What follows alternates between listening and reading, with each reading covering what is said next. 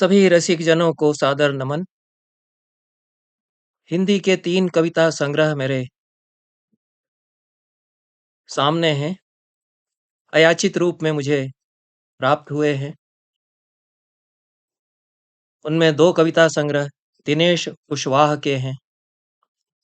दिनेश कुशवाह हिंदी के जाने-माने कवि हैं, समीक्षक भी हैं, प्राध्यापक हैं और लंबे अरसे से कविताएं लिखते रहे हैं, पत्रिकाओं में प्रकाशित होते रहे हैं।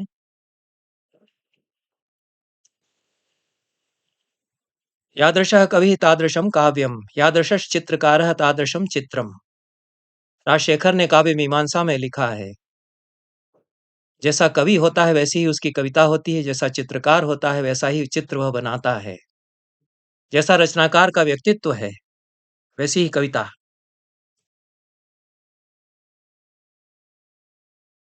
वह लिखता है, इससे असहमत भी हुआ जा सकता है और अपने व्यक्तित्व को अतिक्रांत करता है रचनाकार। और व्यक्तिगत जीवन में जैसा है साहित्य में वह कुछ बहुत अलग हो जाता है, यह भी कहा जा सकता है। पर राजशेखर यही कहते हैं। दिनेश कुशवाहा जैसे हैं वैसे ही उनकी कविताएं हैं। वे बहुत मस्तमौला व्यक्ति हैं, विदग्ध हैं, रसिक हैं, शेर व शायरी खूब सुनाते हैं, यारबाश व्यक्ति हैं, खूब रमते हैं, संसार में रमते हैं, मित्रों में रमते हैं, साहित्य में रमते हैं, कलाओं में रमते हैं, प्रेमी व्यक्ति हैं, प्रेम से भरे हुए व्यक्ति हैं। प्रेम पर उसी तरह से कविताएं उन्होंने लिखी हैं, अच्छी कविताएं लिखी हैं और अपनी एक अलग पहचान दिनेश कविताओं से बनाते हैं, इसमें कोई संदेह नहीं। भाषा में ताजगी के वजह से, अभिव्यक्ति की नवीनता के वजह से और अपनी विदग्धता के कारण खास तौर से। दूसरी बात यह है कि बहुत लंबा संसार कविता में उनके खुलता है, समकालीन विश्व और कुछ परंपरा का भी पुट उनकी कविता में मिलता है।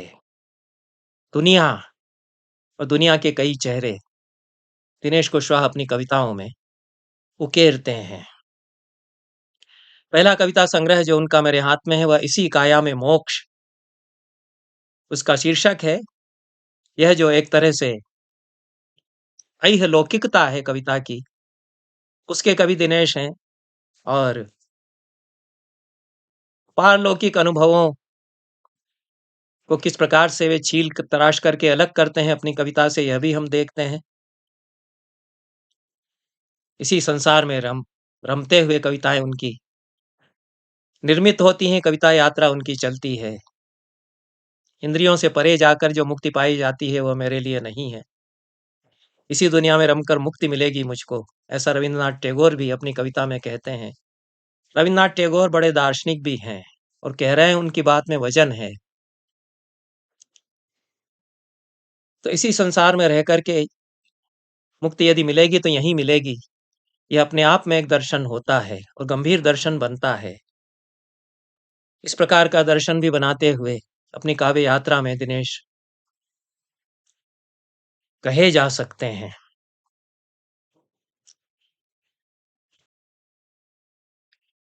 इसी काया में मोक्ष यह बहुत पुराना काव्य संकलन है दिनेश कुशवाहा का, राजकमल प्रकाशन से 2007 में यह छपा था और मेरे हाथ में जो संस्करण है वह 2013 में छपा हुआ है। और ये अच्छी बात है कि कविता की किताब के दूसरे संस्करण निकलते हैं। 200 रुपया इसका दाम है। जो हाथ में मेरे किताब है 2013 में छपी है, अपने गुरु काशीनाथ सिंह, भंते राजेंद्र यादव और सखा संजीव शिवमूर्ति को कृतज्ञता पूर्वक समर्पित की गई है।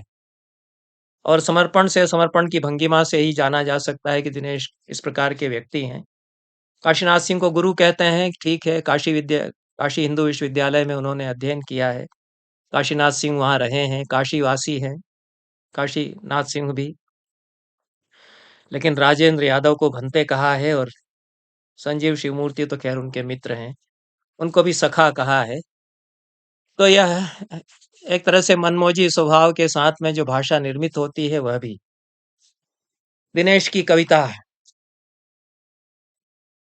की पहचान है। इसी काया में मोक्ष पहली ही कविता है इस कविता संग्रह की और करुणा की कविताएं, संबंधों की कविताएं, मार्मिक कविताएं इस कविता संग्रह में हैं। विशेष रूप से पिता पर जो कविताएं हैं, पिता की चिता जलाते हुए यह कविता है, और बेरोजगार पथ बेरोजगार पिता कथा, ये दो कविताएं घर परिवार के माहौल से उपजी हैं। संबंधों की जो पहचान है कवि की, वो इन कविता में व्यक्त हुई है, पर वेदना भी इनमें है, दुखानुभूति भी है, और उससे उबरते हुए कवि कविता रचता है, यह भी है। अन्यथा मस्ती के आलम में लिखी हुई बहुत सारी कविताएं दिनेश की हैं, और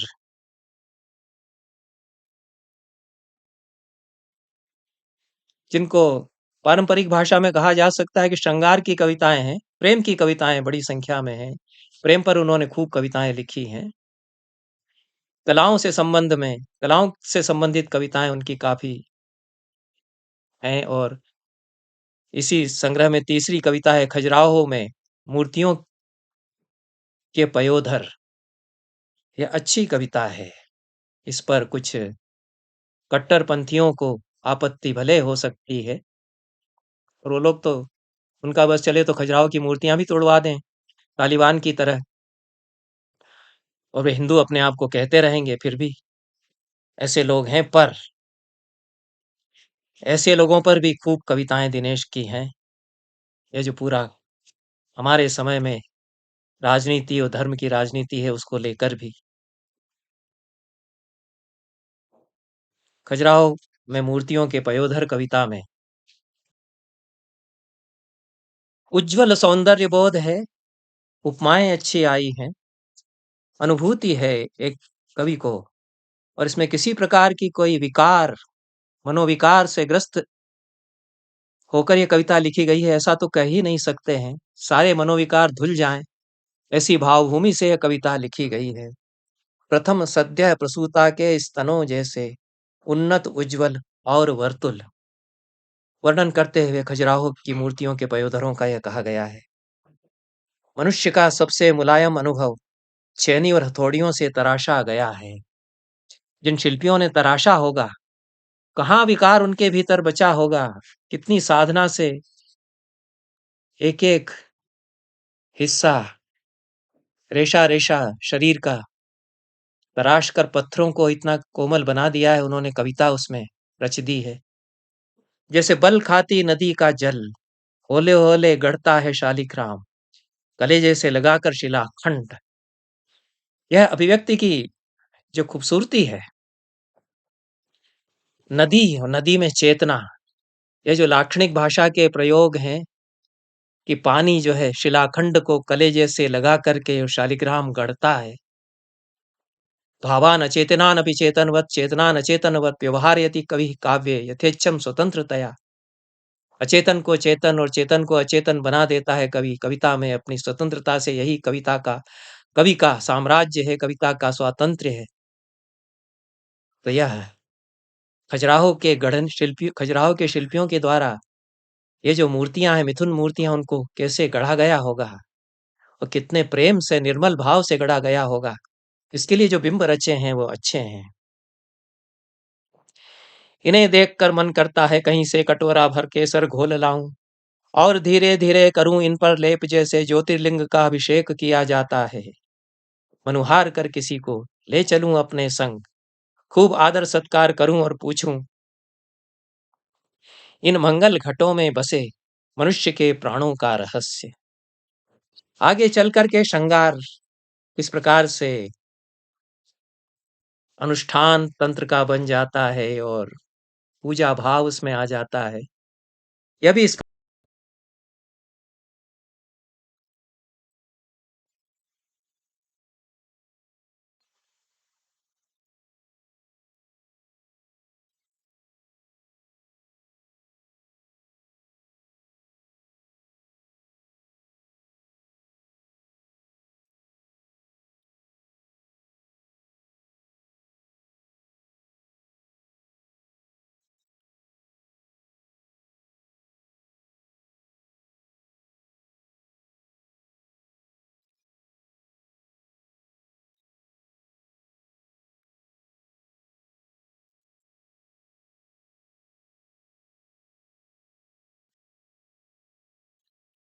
वात्सल्य और प्रेम के साथ स्मृति को पिरोया है अनेक कविताओं में। स्मृति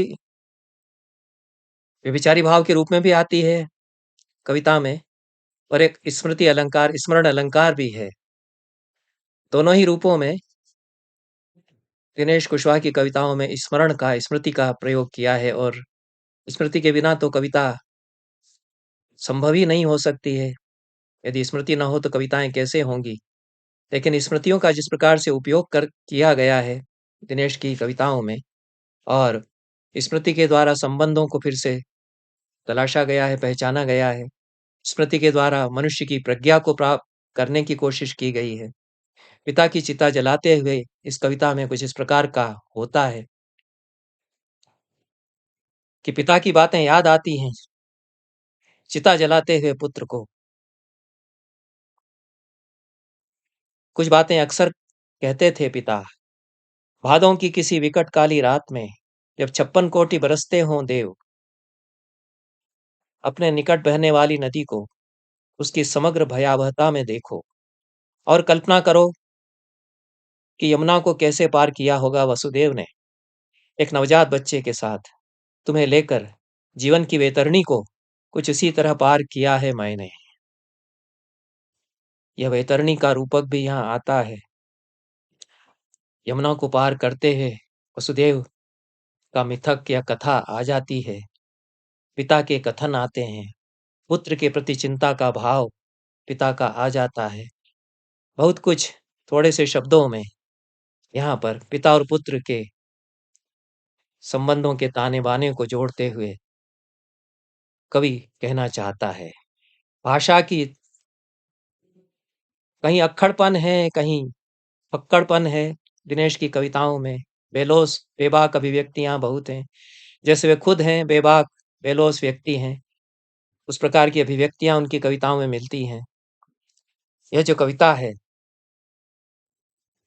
इसी काया में मोक्ष पहली कविता, उसमें कहा है, बहुत दिनों से मैं किसी ऐसे आदमी से मिलना चाहता हूं जिसे देखते ही भक्त से बर जाए आंखों में लो, और लगे कि दिया लेकर खोजने पर ही मिलेगा धरती पर ऐसा मनुष्य, कि पा गया मैं उसे जिसे मेरे पुरखे गंगा नहा कर पाते थे। यह जो मनुष्य की खोज है, सच्चे आदमी की खोज है, इसके लिए कई बिंब इन्होंने जुटाए हैं, और जिसे देखते ही भक्त से भर जाए आंखों में लो, यह जो अभिव्यक्ति है, यह कुछ तो लोक भाषा लोक जीवन से जुड़े हुए कवि की अभिव्यक्ति है, और बाल बातचीत को, बतरस को कविता में लाने वाले कवि की अभिव्यक्ति इस प्रकार की हो सकती है। इस प्रकार की अभिव्यक्तियां दिनेश की कविता में, और लाक्षणिक भाषा का प्रयोग खूब अच्छी तरह से मिलता। पीड़ाएं, खौफनाक अनुभव, दर्दनाक अनुभव, ये सब कविता में गुथते हुए आते हैं। कानपुर की एक मेहतर बस्ती में रहने के दिन याद करते हुए इसमें स्मृति है, और बीभत्स स्मृतियों का उपयोग इसमें किया गया है। मैले की नदी जहाँ बहती है, पीप खून पेशाब और मैले की नदी, उसका चित्र है। यह समर्थ कवि ही इस प्रकार के बिंब ला सकता है, और शव साधना करने वाला यह कवि हो जाता है। इस दृष्टि से जिस कविता की मैंने चर्चा की है, वह प्यार कर रही छात्रा मेघना के लिए इस शीर्षक से कविता है। प्रेम इसका विषय है, लेकिन जो आज की शिक्षा संस्था में एक अच्छे गुरु, अपने छात्रों की चिंता करने वाले गुरु, स्नेहशील गुरु और छात्र या छात्रा के संबंध हैं, उनकी अलग तरह से नापजोख यह कविता करती है। तुम चाहती हो कि मैं तुम्हारी सखी बन जाऊं, जिससे तुम मुझे उसके सारे राज बता सको। न जाने किस जन्म का बैर साधने के लिए मुझसे जन्मा है यह जोगी मोहिनी बांसुरी लेकर। अगर 2-4 दिन उसे नहीं देख पाती तो लगता है प्राण पगला जाएंगे। इतनी बड़ी दुनिया में, इस छोटे से शहर में, इसकी सारी गलियों से प्यार हो गया है मुझे। यह संवाद छात्रा के और गुरु का कथन, यह इसमें है।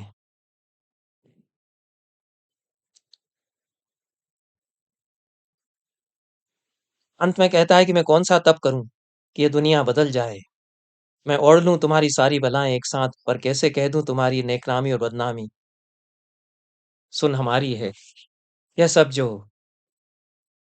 अनुभव हैं, अलग प्रकार के संबंधों के अनुभव, और इनके अलावा छात्र पर ही लिखी हुई कविता एक अच्छी कविता है। ईंट मजदूर छात्र के लिए यह कविता लिखी गई है, एकलव्य की तरफ से। यह इसका शीर्षक है। ये आत्मीय भाव से तो सभी कविताएं लिखी गई हैं। अनेक कविताएं यद्यपि विरोध, चुनौती उसके स्वर में लिखी हुई हैं। जॉर्ज बुश पेट्रोल से अधिक ज्वलनशील है आदमी का थूक, इस शीर्षक से कविता है। अमेरिका की जो राजनीति है उसको विषय बना करके यह कविता लिखी गई है। और उसी प्रकार से किसी साधु साध्वी पीर इमाम की जागीर नहीं है देश, यह भी कविता इसी तेवर में लिखी गई है। यह जो अनेक भंगिमाएं हैं दिनेश कुशवाहा की कविता में, और विविधता बहुत है। उनके मित्रों पर लिखी हुई बहुत सारी कविताएं हैं। कुशवाहा राम प्रकाश है, और अपने बुजुर्ग कवियों पर लिखी हुई, बुजुर्ग परिचितों पर जिनसे बड़ा स्नेह भाव, आत्मीय भाव रहा, उन पर कविताएं अच्छी लिखी हैं दिनेश कुशवाहा ने। डॉक्टर विश्वनाथ त्रिपाठी का खाना, यह बहुत ही अच्छी कविता है, और इसको पढ़ते हुए बॉसवेल ने जो डॉक्टर जॉनसन की जीवनी लिखी है, और उसमें उनको भोजन करते हुए जो उन्होंने वर्णन किया है, भोजन करते हुए अपने जीवनी के विषय डॉक्टर जॉनसन का जो वर्णन उन्होंने किया है, उसकी याद आ जाती है। किस प्रकार से भोजन के स्वाद में डूबे हुए हैं जॉनसन, उनके मुंह से गिर रहा है कपड़े पर, कोट पर, उसकी कोई चिंता परवाह उनको नहीं है। वो खाने के स्वाद और उसके साथ पता नहीं अपनी डिक्शनरी को लेकर कुछ सोचते जा रहे होंगे। यह सब उनको देखते हुए बॉसवेल को लगता है, पर डॉक्टर विश्वनाथ त्रिपाठी को भोजन करते हुए देख करके जो आनंद है दिनेश कुशवाहा का, उसकी बड़ी रागात्मक, सरस, निश्चल अभिव्यक्ति यह है। और भोजन को लेकर के अच्छी कविताएं कई कवियों ने लिखी हैं। प्रयाग शुक्ल की कविता है भोजन तैयार करने को लेकर के, पर विश्वनाथ जी जिस प्रकार से जीमते हैं, उसकी छवि जो उकेरी गई है। जिस चाव से विश्वनाथ जी खाते हैं पकवान, उसी चाव से खाते हैं नमक और रोटी, प्याज और मिर्च के साथ। चटनी देखते ही उनका चोला मगन हो जाता है। आगे है, हाथ से खाते हैं भात, जैसे चम्मच से चावल खाना, मध्यस्थ के माध्यम से प्रेमिका का चुंबन लेना हो। यह एक तरह से जिंदा दिली है, मस्ती है कविताओं में, संसार के प्रति राग है, जिसको अहिलौकिकता हम कह सकते हैं। और अलंकार यदि कहें तो स्वभावोक्ति है। पूरी कविता स्वभावोक्ति का नमूना अच्छा पेश करती है। संस्कृत कविता में जो लोक जीवन की परंपराएं हैं, उसमें भी भोजन करते हुए आदमी को कोई भूखा बच्चा किवाड़ की सेंध से देख रहा है, यह अद्भुत कविता है। प्रायो दरिद्र शिशव तनुजीर्ण एते दरिद्र शिशवः परमन्दिराणां द्वारेषु दत्त कर पल्लवलीन देहाः लज्जा निगूढ़ वचसो बत भोक्तु कामा भोक्तार मर्द नयनेन विलोकयन्ति।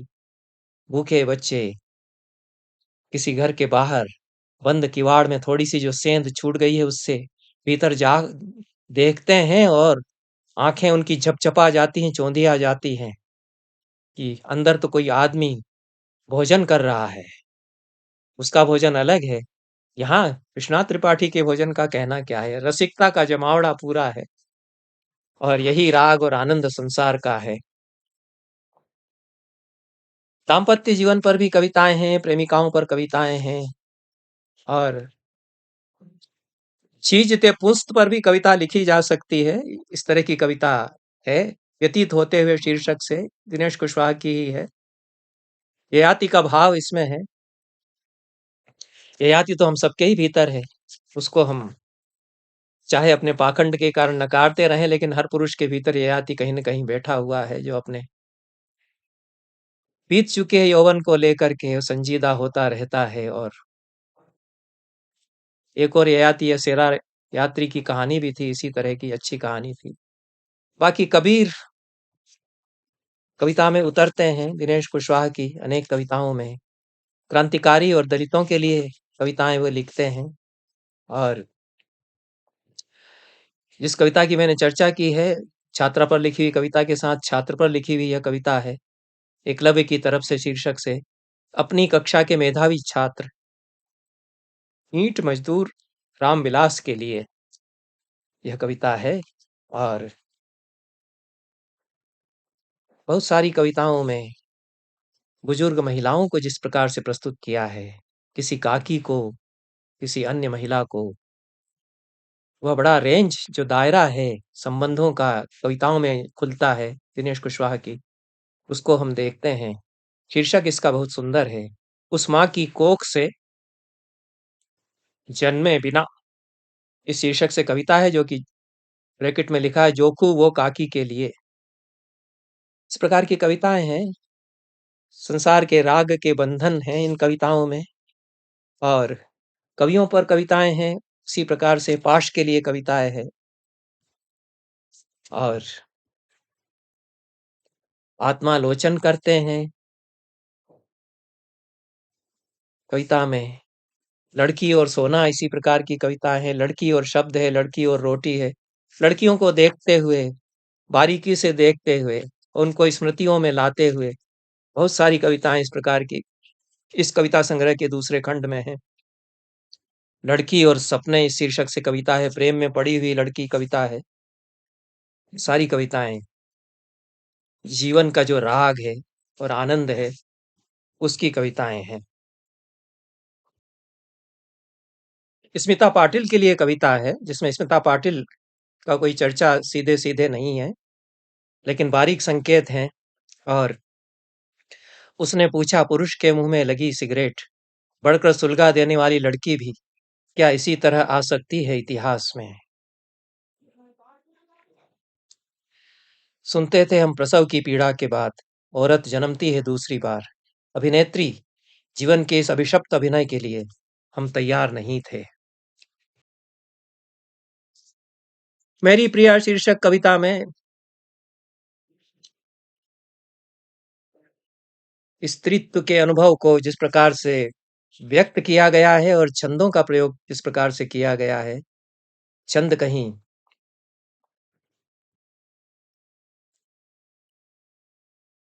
अलग तरह की लय में साधा गया है, कहीं तोड़ा भी गया है। जब भी गले लगा लेती है सारी तपन मिटा देती है, इतनी शीतल मेरी प्रेयसी, अनशुल उत्कल मेरी प्रेयसी। यह जो रागात्मकता है उसके साथ में, मेरी प्रिया सृजन की भगिनी भगिनी, मेरी प्रिया क्रांति की बेटी, बाल संगिनी परिवर्तन की, मेरी प्रिया शांति की बेटी। यह कहीं तुकबंदी और लय, उसके साथ में कुछ किलंदड़ेपन के साथ यह कविता लिखी गई है। काशीनाथ सिंह को याद करते हुए कविता है यह। गजल के बंध में अच्छी कविता है और किसी कवि के व्यक्तित्व से, कृतित्व से प्रेरित होकर के कविता सध सकती है, इसका भी यह नमूना है। आग तिनके की कहानी पुर असर लिखना, कितना मुश्किल है परिंदे को अपना घर लिखना। जिसने महबूब की आंखों के सिवा कुछ न पढ़ा, उसकी फितरत में रहा दर्द का मंजर लिखना। जिसके चौखट भी मेरे माथे से ठहरे ऊंचे, जिसके चौखट भी मेरे माथे से ऊंचे ठहरे, इतना आसान नहीं उस दर को अपना घर लिखना।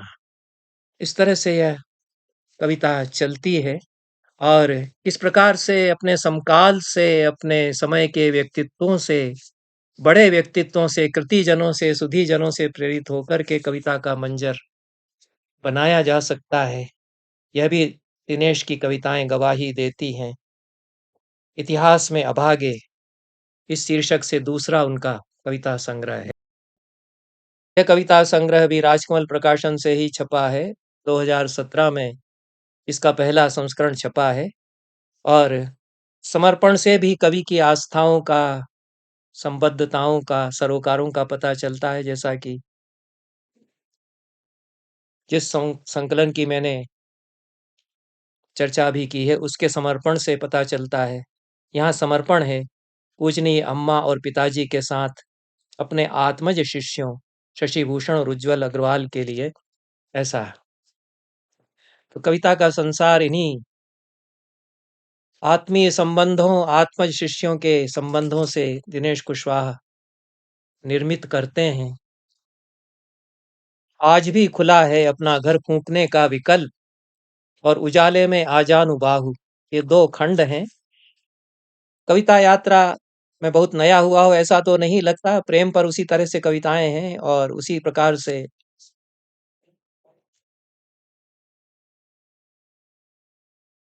कुछ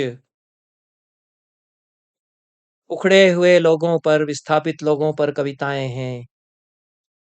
पर अपने समय से प्रतिक्रिया, अपने समय के प्रति साक्ष्य सभी कविताओं में मिलता है। महिला सरपंच के निर्वसन घुमाए जाने पर, यह तेजस्वी तेवर तेवर में लिखी हुई कविता है।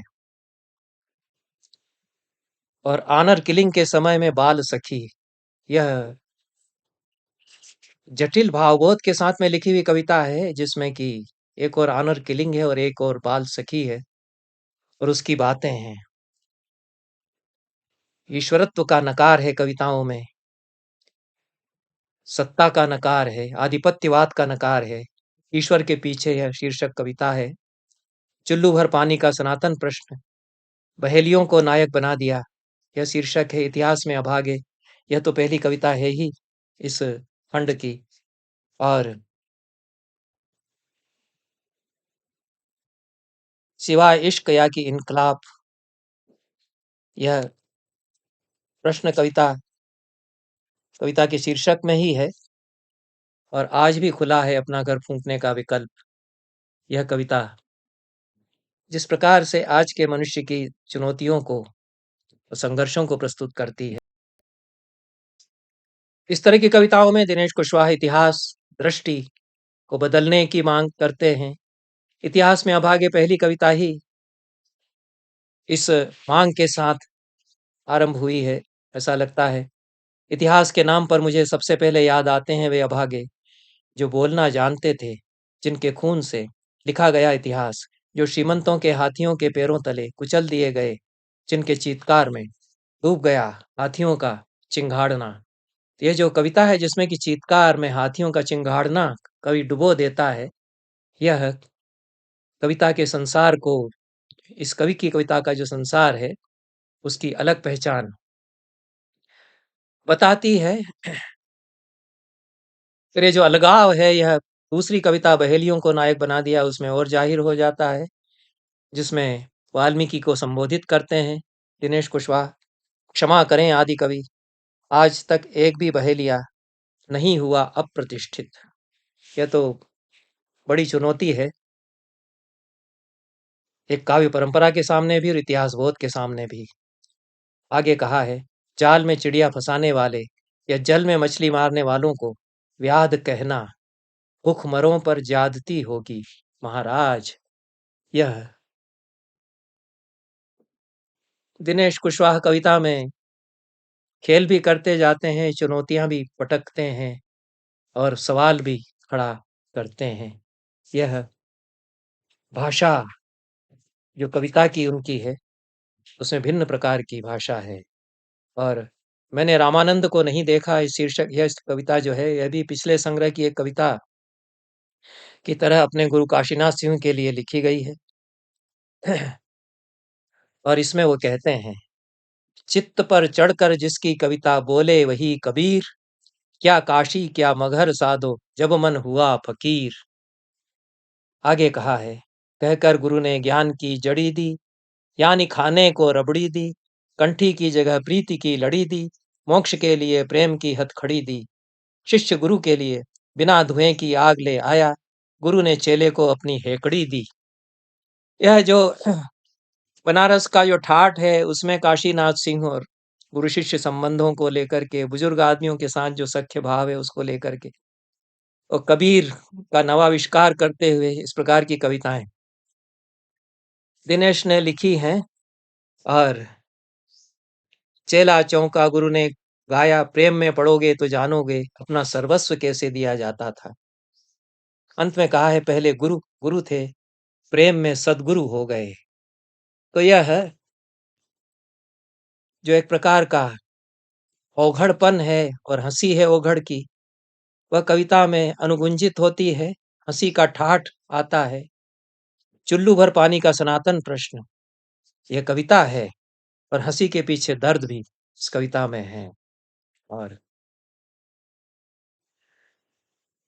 अगर आपसे कोई पूछे कि ऐसी फूहड़ बेढंगी और कर्कशा, एक ऐसी फूहड़ और बेढंगी और कर्कशा पत्नी के साथ बाप रे बाप कैसे निभाते हैं आप, या कोई कहे कि एक ऐसे उजड भोंडे और मूर्ख पति के साथ कैसे रहती हैं आप, तो इसका उत्तर अथा तो ब्रह्म जिज्ञासा से अधिक कठिन है। यहाँ अहम ब्रह्मास्मि या तत्वमसि कहने से काम नहीं चलेगा। कई बार क्षुद्र प्रश्नों में सभ्यताएं छिपी होती हैं। क्षुद्र को क्षुद्र प्रश्न छपा है, और क्षुद्र हो सकता है लिखा ही होगा, क्योंकि वो ऐसा बोल सकते हैं, जो बानी उनकी है उसमें। और इसको चाहे व्याकरण की अशुद्धि माने या वर्तनी की अशुद्धि माने, लेकिन बहुत सारी कविताएं जो कथाकार मित्रों पर हैं, अपने यार दोस्तों पर हैं, उनमें पहाड़ लोग, यह कविता कुंवर पाल सिंह की स्मृति में है। प्रेम के लिए की गई यात्राएं, ये कथाकार संजीव के लिए लिखी गई कविता है और बहुत लंबी कविता यह है। ओम प्रकाश वाल्मीकि के लिए लिखी गई कविता है जिसका शीर्षक ओबामा के समय में बेली की याद। यह किस प्रकार से एक क्षण को कवि कई बार पकड़ लेता है, वो उसकी स्मृति में रह जाता है।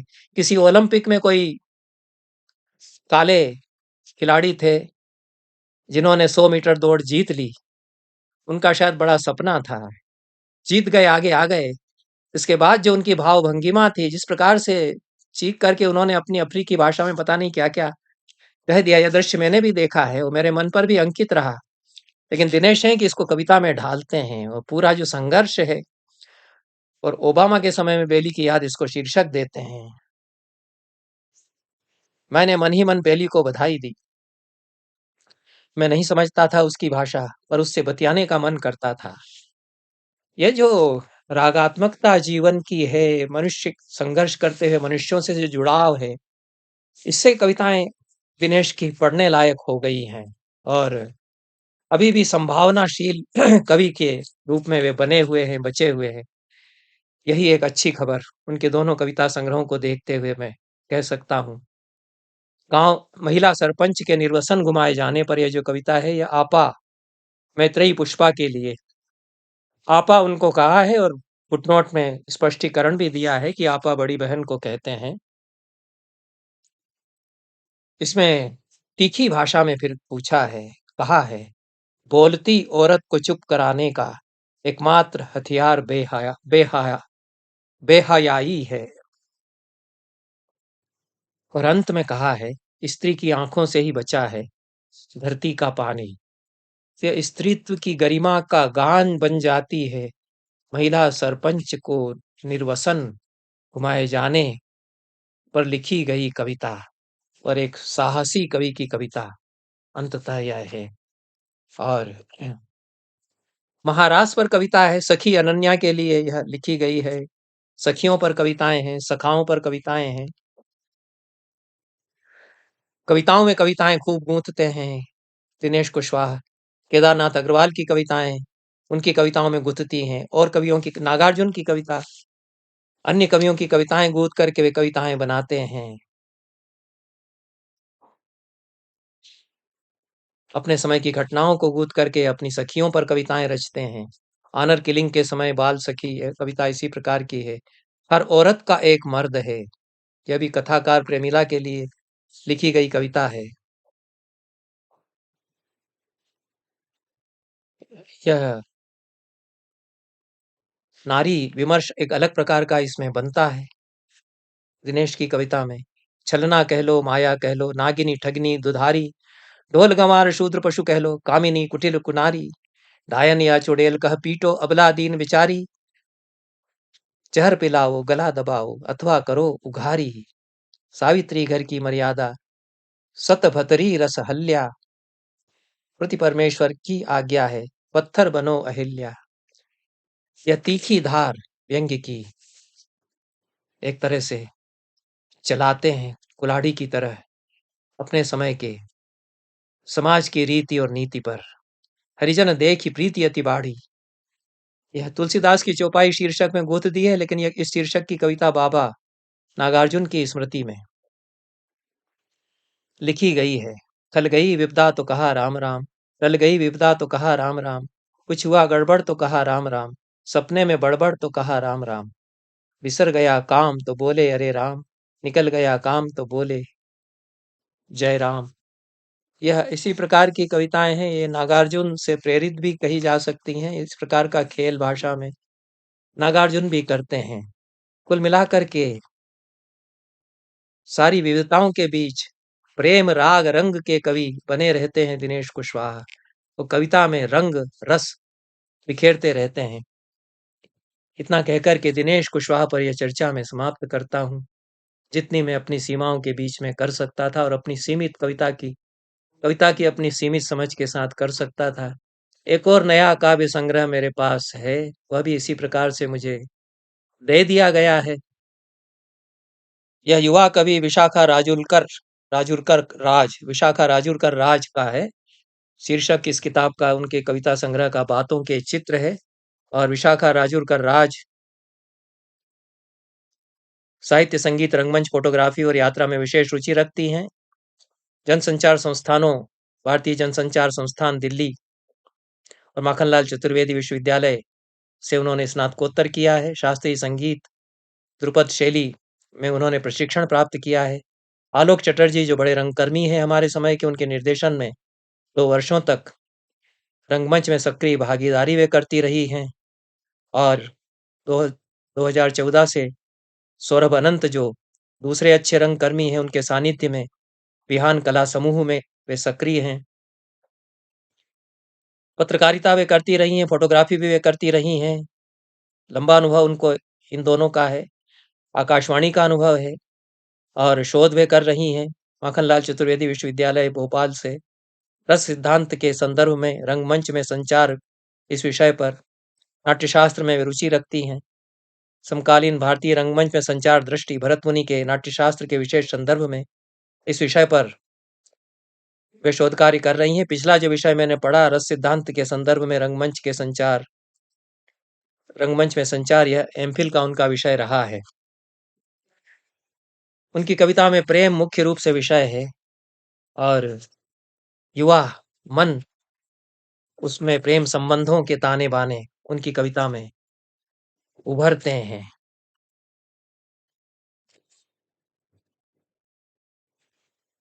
2021 में यह बातों के चित्र शीर्षक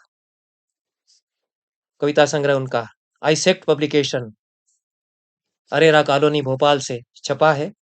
प्रसिद्ध प्रकाशक है। अमेजोन से भी यह कविता संग्रह प्राप्त किया जा सकता है। और 73 कविताएं इस कविता संग्रह में हैं। लड़की पर कविताएं हैं, तितलियां बटोरने वाली लड़की, और प्यार पर कविताएं बहुत सारी हैं। प्रेम कविताओं का जन्म इस शीर्षक से कविता है।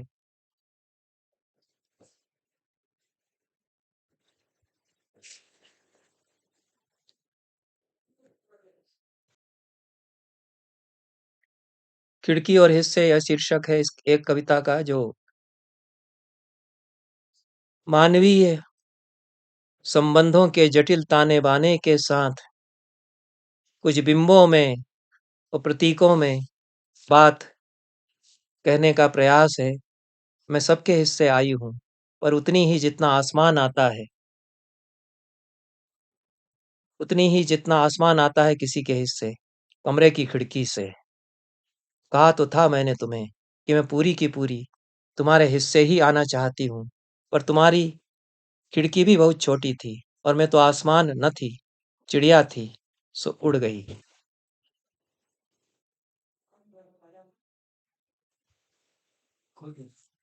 है अच्छा ठीक है, ठीक है। गीजर अभी नहीं। हो हो ठीक है।